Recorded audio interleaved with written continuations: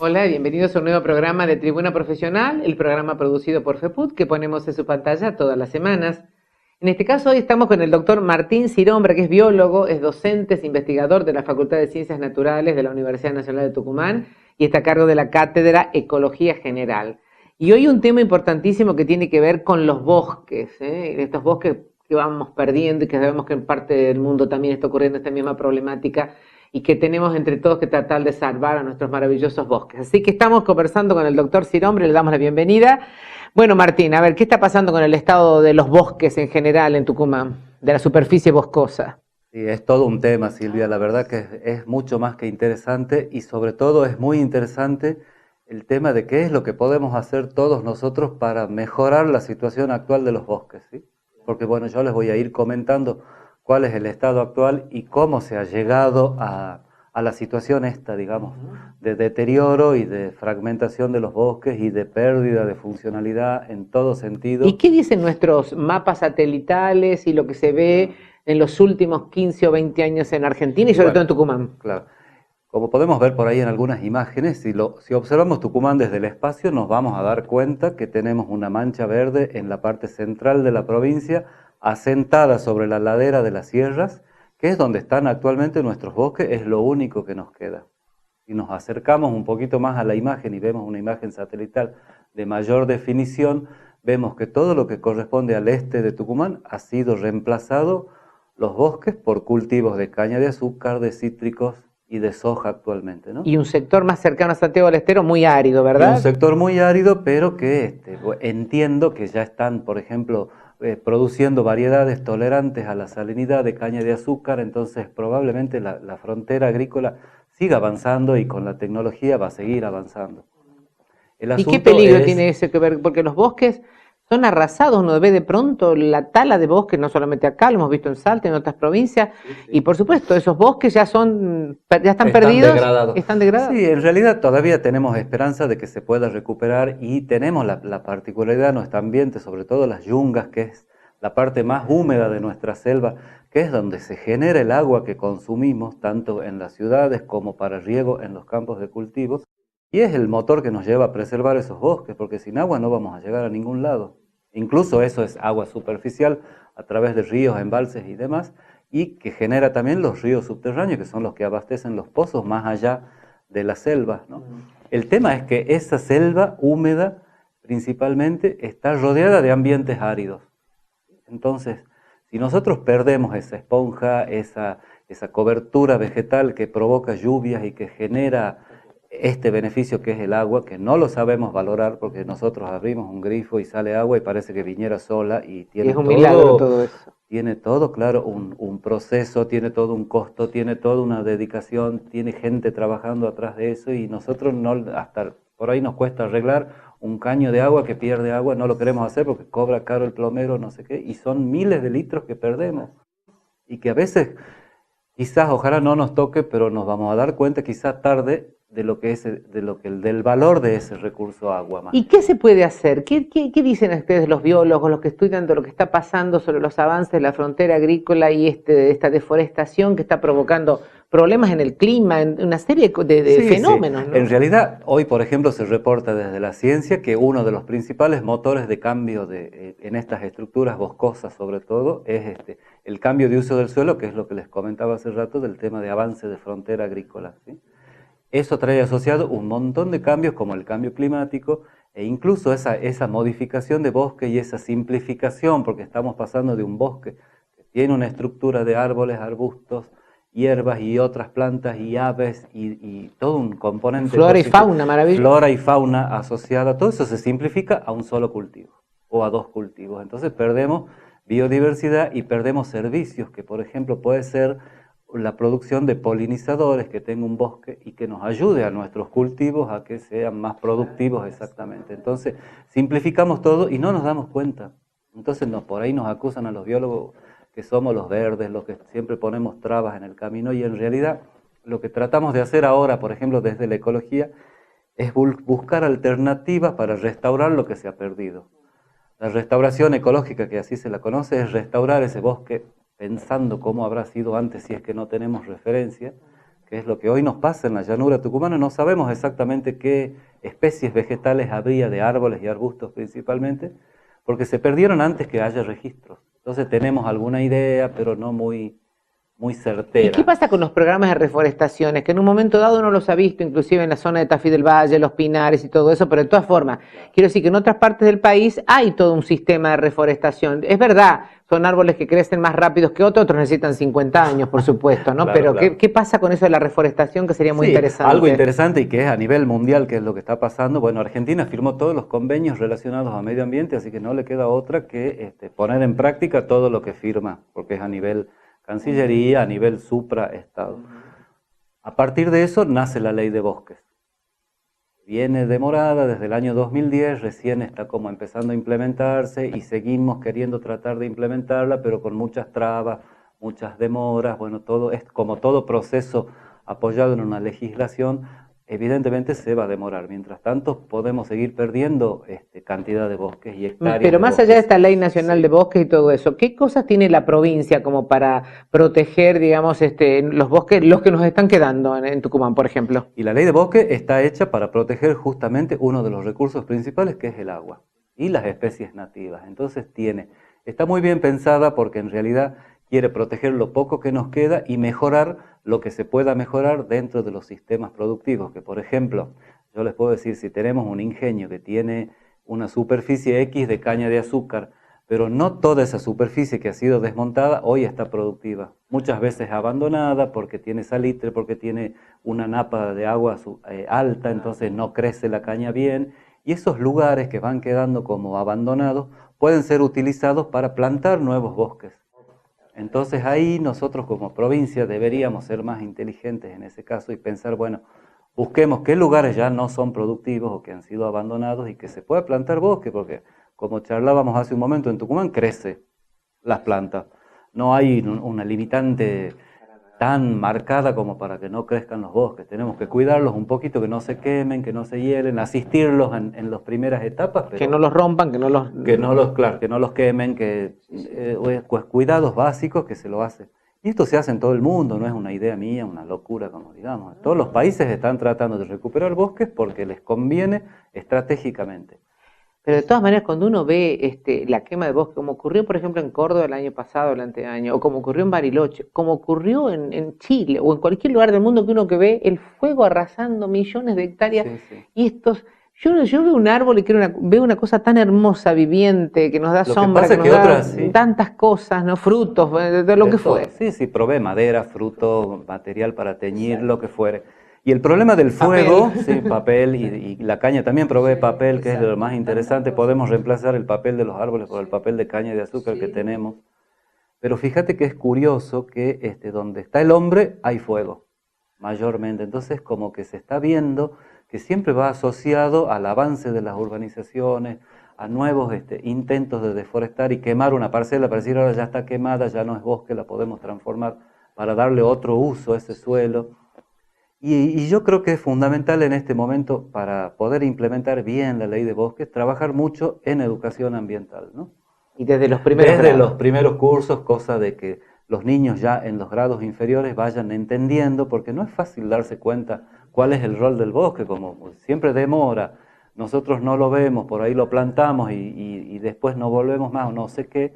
Entonces entender cómo funciona, y ahí también es importante el rol de los biólogos de llegar, y ayudados obviamente por el gobierno y por programas de la misma universidad que se pueden implementar, como es el voluntariado universitario, que en muchos casos nos ha ayudado a llegar a escuelas, por ejemplo, de Tafí Viejo o de Escaba, para trabajar con los chicos, y que los chicos vean que el lugar donde ellos viven no es lo peor, y aprendan a cuidarlo, y ellos mismos, a raíz de estos programas de restauración ecológica, pueden generar viveros, puede haber venta de plantas, se generan mano de obra genuina, ellos van a tener sus trabajos, van a forestar, porque tienen que ir al campo a plantar, y eso requiere gente que vaya con una pala, un pico y se plante.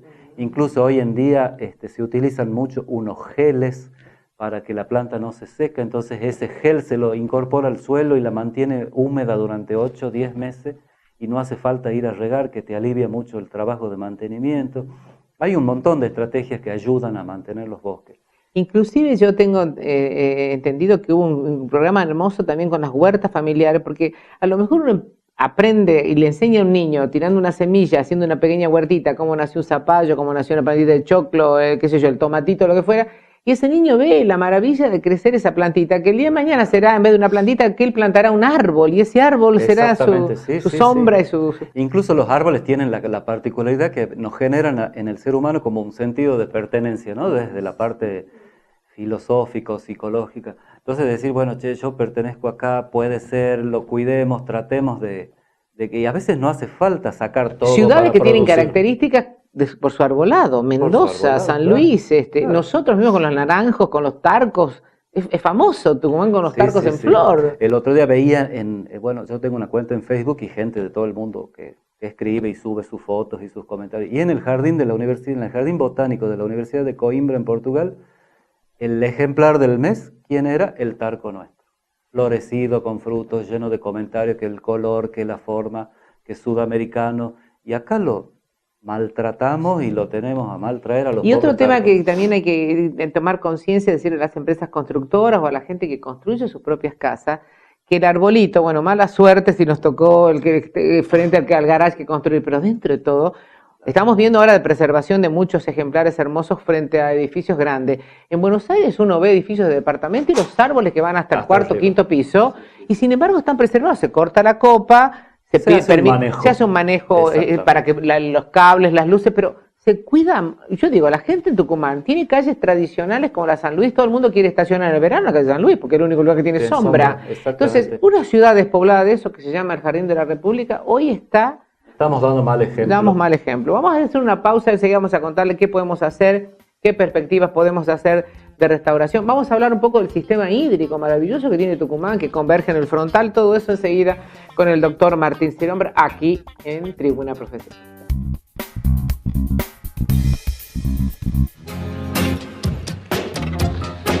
La Federación de Entidades Profesionales Universitarias de Tucumán, o FEPUT, fue creada el día 26 de diciembre de 1969, fruto de un viejo anhelo de numerosos profesionales que buscaban tener un organismo representativo a nivel local. La ausencia de organismos deliberativos a nivel profesional constituía un vacío dentro del ordenamiento de la sociedad.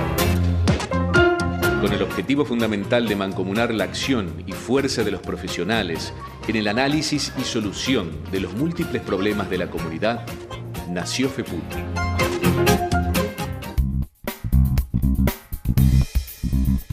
Y a veces lo que surge en los entretiempos conversando, estamos hablando, por ejemplo, del tema Misiones y la cantidad de agua y de lluvia y las inundaciones que hubo y el hecho de, bueno, de tanta deforestación también que ha habido en esa provincia, ¿no? Sí, exactamente. Uno puede observarlo fácilmente, no hay que ser muy técnico para darse cuenta.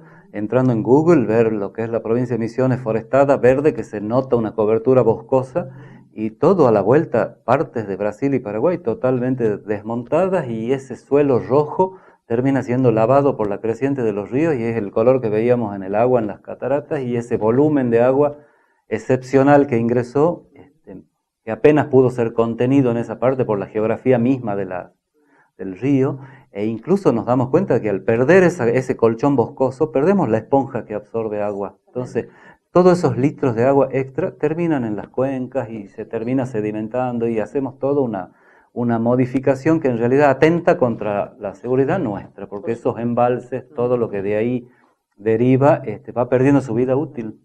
Hablando de los bosques, yo sigo insistiendo en estos temas de que a quién no le gustaría vivir en una casa o en un country o en lo que fuere cerca del Pedemonte, abrir la ventana de su casa y ver el maravilloso.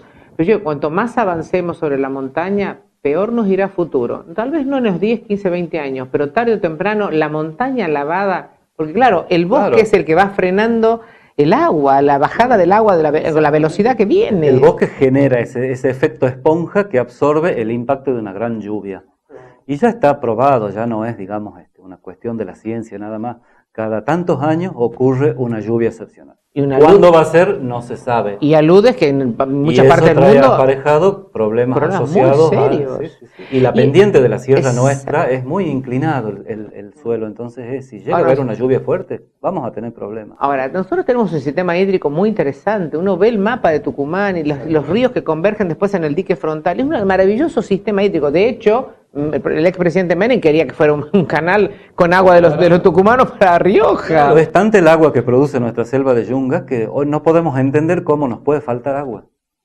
¿Cómo nos explicamos que una ciudad como, por ejemplo, Tafí Viejo, en el Pedemonte, en la base del Taficillo, no tengan agua en los distintos barrios? Y bueno, amén de que pueda haber problemas con la distribución, con cañerías viejas o qué sé yo, son sitios productores de agua dulce.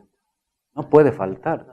Está mal administrada, cada vez las tomas de agua ascienden más en el Taficillo, el nogalar, famoso nogalar de Tafí Viejo está prácticamente perdido, está totalmente antropizado, ya entran, ya hay animales, ya hay caminos, ya hay flujo de gente que sube, que baja, y todo eso se traduce en una menor cantidad y calidad de agua. Uno no puede entenderlo, pero además yo le quiero decir a la gente que abrir un grifo, como prender la luz o como que salga el gas, es un milagro hecho con la tecnología que el hombre propone. Pero hoy en el diario sale que las guerras en Irak y en el Medio Oriente no tienen que ver ya con tanto territorio ni petróleo, tienen que ver con el agua. Se han agarrado las reservas hídricas porque el agua es el futuro. Por ejemplo, Libia, que es un país del desierto, tiene agua fósil.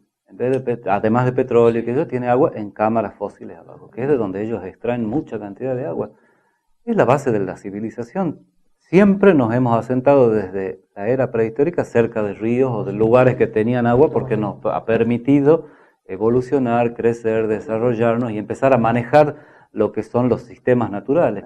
El tema es tratar ahora de decir, che, no hacemos nada, volvemos a hacer, podemos recuperar, queremos que Tucumán siga como está, lo queremos mejorar, ¿qué podemos hacer? ¿Cómo elegimos las plantas? Porque no vamos a poner un árbol gigante en una vereda para que rompa todo y sea un problema cada vez que llueve.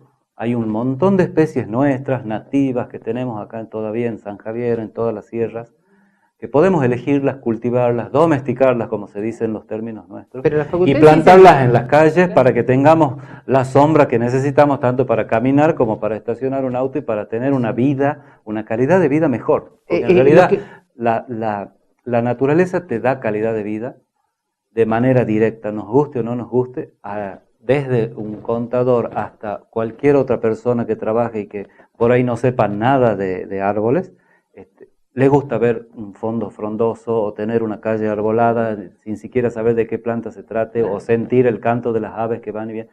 Es calidad de vida. Entonces yo creo que estamos en un punto de inflexión donde tenemos que reflexionar si vamos hacia adelante o seguimos como estamos. Ahora, qué bueno este tema de las perspectivas de restauración natural y social, porque más allá de todo lo que ustedes, los docentes, los investigadores, de los grupos de ecologistas y todo lo demás, el cine y la televisión han tomado en sus manos estas cosas. Por ejemplo, para los niños que van al cine a ver Río 1 y Río 2, ellos han dado una muestra de lo que significa luchar contra el desmonte para conservar el hábitat, la flora, la fauna, los animalitos, los pajaritos.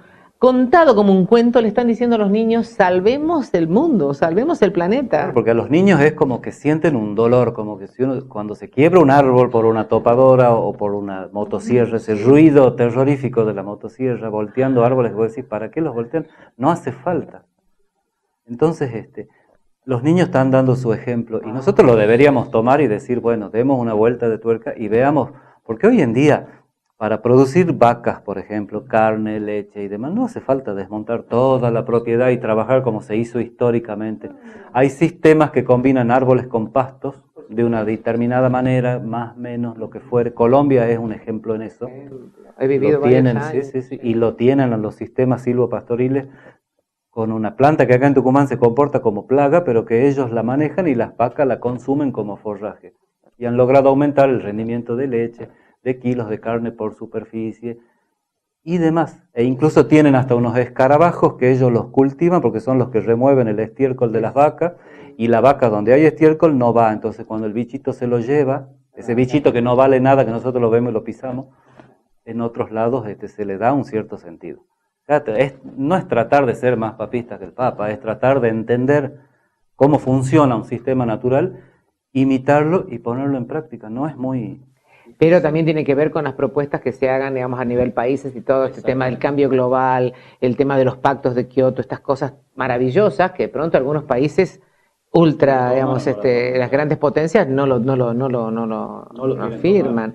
Entonces es muy serio este tema. Pero nosotros hemos firmado, la Nación Argentina lo ha firmado, Sí, y yo creo por que hay supuesto. un montón de argumentos para simplemente forestar.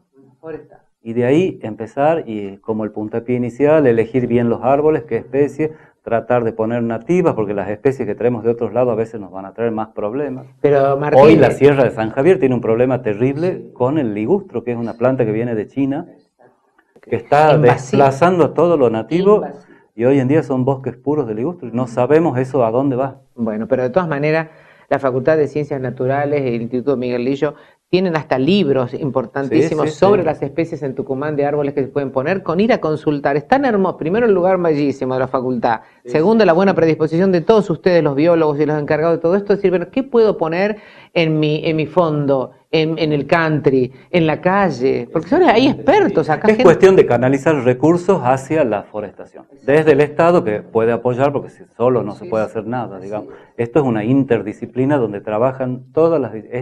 Es ecología quizás porque uno trabaja ahí, pero todas las otras disciplinas están asociadas. Seguramente. Los hidrólogos, los geólogos, los bioquímicos con cuestiones de química de las especies exóticas. Y también concientizar a todos nuestros legisladores y concejales. Qué bueno que salió, como dices, esta ley de bosques que es tan, digamos, buena, ¿no? La ley Vaya la tiene, sí, redundancia. está bien hecha, está bien dirigida, y es cuestión de apoyarla y tratar de entender de que no se quiera deforestar por el simple hecho de no querer y de oponerse a todo, sino que se puede manejar el sistema y tratar de llevarlo a una mejor calidad que nos conviene a todos. Por supuesto. Ahora, en este caso, hago una última pregunta que está relacionada con estos bosques terribles que se han ido perdiendo con los incendios. ¿Hay alguna manera de recuperar ese suelo, sacando todos estos árboles quemados y volviendo a Sí. generar... Todo se puede hacer, los sistemas naturales los podés volver a poner en funcionamiento, depende del estado en que haya quedado en la inversión inicial, pero se lo hace incluso en Brasil, ahí para extraer bauxita de sus suelos, ellos remueven toda la selva y los primeros centímetros del suelo. Ellos sacan la tierra negra, la disponen en un costado y luego la vuelven a poner y restauran y se cierra ese parche de bosque en pocos años. O sea que técnicas hay montones. Se las maneja en todos los países y es cuestión de saber canalizarle y de realmente que haya un interés en que se pueda recuperar esos bosques, porque es básicamente eso. Si nos interesa lo vamos a poder hacer. Y como decías, en Tucumán, estos lugares donde a veces ya por algún problema X en el suelo no se puede volver a plantar la caña por 3, 4, 5 o 10 años, o ya directamente no se puede, conversar con ustedes, con los expertos, y de esa manera reforestar ese pequeño campo o gran campo. Muchas veces se hace eso siguiendo los perímetros de las propiedades, porque en los perímetros a veces no se usa, entonces siguiendo todos esos perímetros se restauran hectáreas de bosque y sí se sigue produciendo en la zona central productiva de la finca. O sea que alternativas hay, las márgenes de los ríos se pueden restaurar, tenemos márgenes peladas de bosque. La ley de bosques establece un ancho mínimo donde debe haber restauración de bosques y obliga a los propietarios a restaurar esos por lo menos 30, 50 metros de cada lado de los ríos. De los ríos, porque claro, últimamente hay asentamientos inclusive de gente a la que cualquier inundación se los lleva, pobrecitos, ¿no? Claro, hay que ver, digamos, no es que uno los quiera sacar porque sea malo y que están en una situación de riesgo absoluto. Por la falta precisamente del arbolado, ¿no? Así que bueno, le agradecemos al doctor Martín Sirombra, que es biólogo, es docente, investigador, está en la Cátedra de Ecología General. Estamos hablando de un tema grave y serio, donde además cada uno de nosotros puede contribuir de alguna forma, desde su casa, desde el country, desde visitando la reserva de la universidad, cuidando cada uno de sus lugares y por supuesto con la educación y trabajando desde muy chiquitos con nuestros niños para que sepamos que realmente los bosques son el futuro del mundo, ¿no? La verdad, lo tenemos que entender porque es el pulmón del mundo son, sí, ¿no? Sí. El pulmón. Nos van a ayudar a sobrevivir como especie. Así es. Gracias, doctor. Muchísimas gracias y nosotros nos despedimos hasta el próximo programa. Como siempre, les agradecemos que estén con nosotros aquí en Tribuna Profesional. Hasta entonces y gracias.